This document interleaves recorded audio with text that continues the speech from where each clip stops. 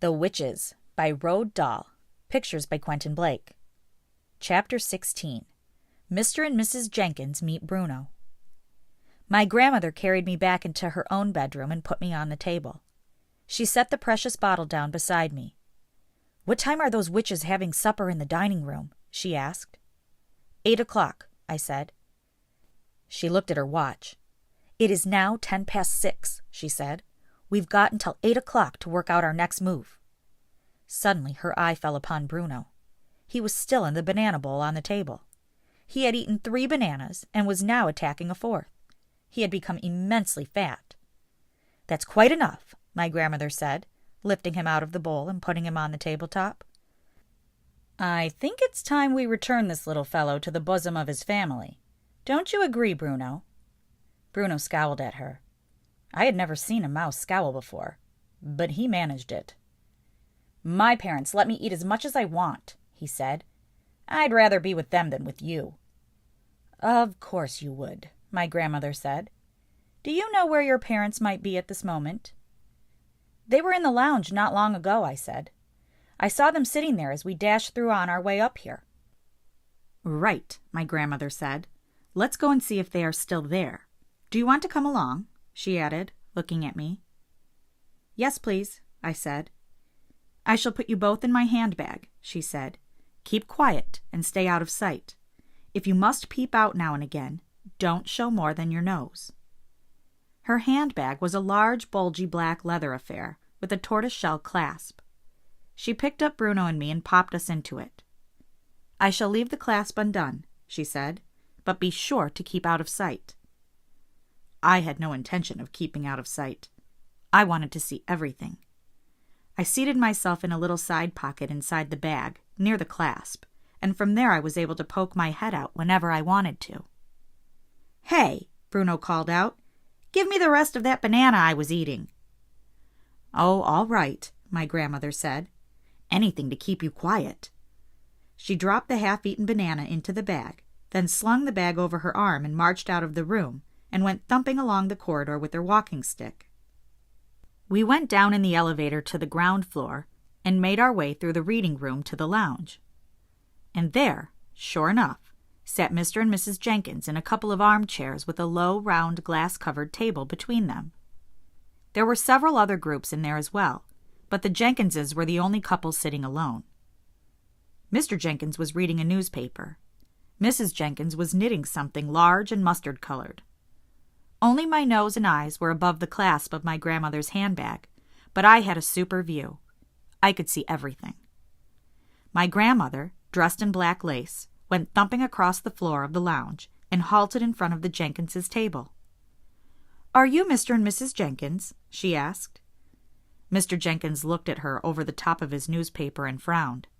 "Yes," he said, "I am Mr. Jenkins. What can I do for you, madam?" "I'm afraid I have some rather alarming news for you," she said. "It's about your son, Bruno." "What about Bruno?" Mr. Jenkins said. Mrs. Jenkins looked up, but went on knitting. "What's the little blighter been up to now?" Mr. Jenkins asked. "Raiding the kitchen, I suppose." "It's a bit worse than that," my grandmother said. "Do you think we might go somewhere more private while I tell you about it?" "Private?" Mr. Jenkins said. "Why do we have to be private?" "This is not an easy thing for me to explain," my grandmother said. "I'd much rather we all went up to your room and sat down before I tell you any more." Mr. Jenkins lowered his paper. Mrs. Jenkins stopped knitting. "I don't want to go up to my room, madam," Mr. Jenkins said. "I'm quite comfortable here, thank you very much." He was a large, coarse man, and he wasn't used to being pushed around by anybody. "Kindly state your business and then leave us alone," he added. He spoke as though he were addressing someone who was trying to sell him a vacuum cleaner at the back door. My poor grandmother, who had been doing her best to be as kind to them as possible, now began to bristle a bit herself. "We really can't talk in here," she said. "There are too many people. This is a rather delicate and personal matter." "I'll talk where I dashed well want to, madam," Mr. Jenkins said. "Come on now, out with it. If Bruno has broken a window or smashed your spectacles, then I'll pay for the damage. but I'm not budging out of this seat." One or two other groups in the room were beginning to stare at us now. "Where is Bruno, anyway?" Mr. Jenkins said. "Tell him to come here and see me." "He's here already," my grandmother said. "He's in my handbag." She patted the big floppy leather bag with her walking stick. "What the heck do you mean he's in your handbag?" Mr. Jenkins shouted. "Are you trying to be funny?" Mrs. Jenkins said, very prim. "There's nothing funny about this," my grandmother said. "Your son has suffered a rather unfortunate mishap." "He's always suffering mishaps," Mr. Jenkins said. "He suffers from overeating, and then he suffers from wind. You should hear him after supper. He sounds like a brass band. But a good dose of castor oil soon puts him right again. Where is the little beggar?" "I've already told you," my grandmother said. "He's in my handbag. But I do think it might be better if we went somewhere private before you meet him in his present state." "This woman's mad," Mrs. Jenkins said. "Tell her to go away."